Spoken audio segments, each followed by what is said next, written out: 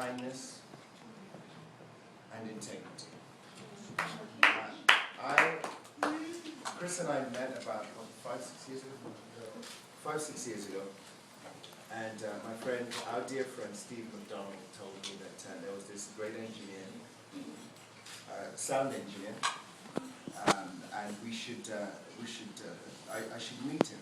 And you go through a lot of sound engineers when you're in my profession, and most of them you don't like.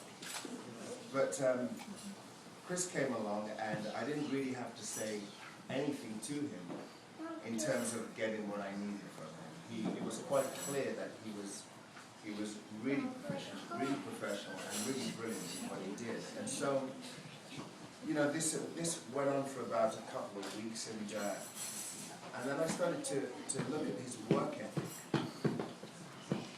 I started to look at the integrity with which he approached every single day. He never made excuses for anything.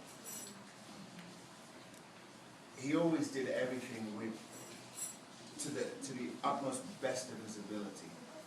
And I never found myself wanting for anything, which says quite a lot when the guy who's controlling what you listen to when you're performing is doing his job. When you don't really have to say anything to him, that's very rare, very few and far between those times actually happen. And the more I got to know Chris, the more I realized that he, in addition to those attributes of him being so kind, never really having a bad word to say about anything or anyone, and also his work ethic, the more I began to see how much he really cared about his job, cared about what he was doing, and cared about me. And so, unexpectedly, I gained a friend. In fact, I'd even go as far as to say, Chris is the type of person that I would want my sons to grow up to be like.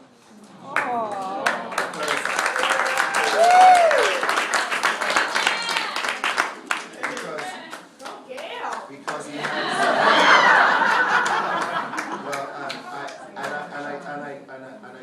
I'm focusing on Chris at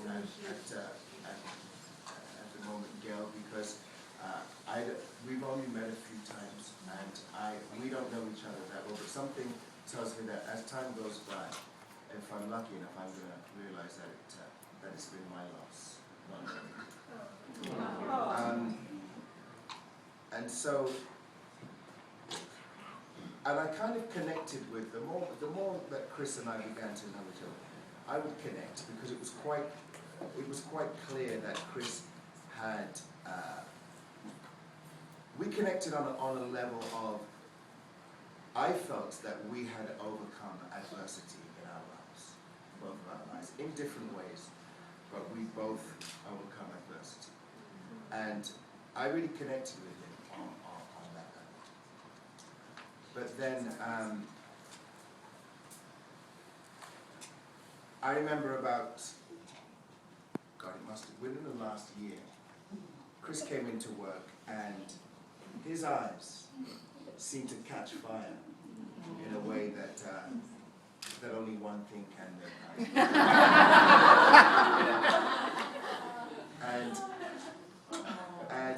And sure enough, he said to me, he said, Seal, so, he was smiling a lot more than usual. And he said, Seal, I've met this great woman. I said, excuse me, he said, I've met this great woman, and I said, well, of course you have,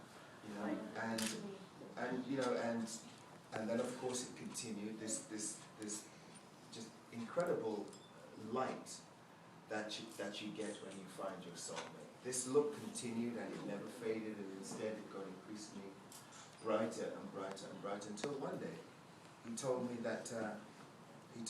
I'm going to get married.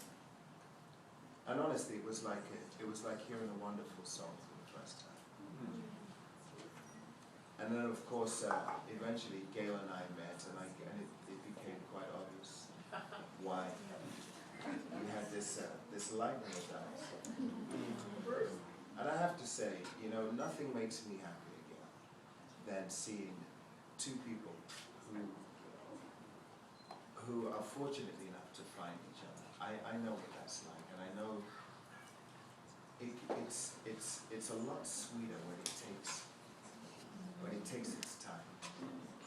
And I cannot tell you how happy I am for you, obviously, because I know that we often seek ourselves when we're looking, if not ourselves, the people that we want to be when we are looking for our soulmates. And so I know just by virtue of the light that is coming out of your now husband, the energy that he brings to work, the joy on his face, and the peace that he now has, I know that is a reflection of the person that he's married. And so, well,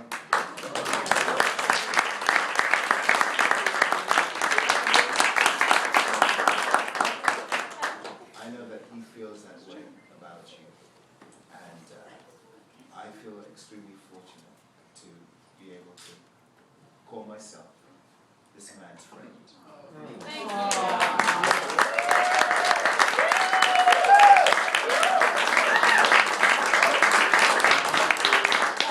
I hope that in due time, that I'm lucky enough to be a friend of both.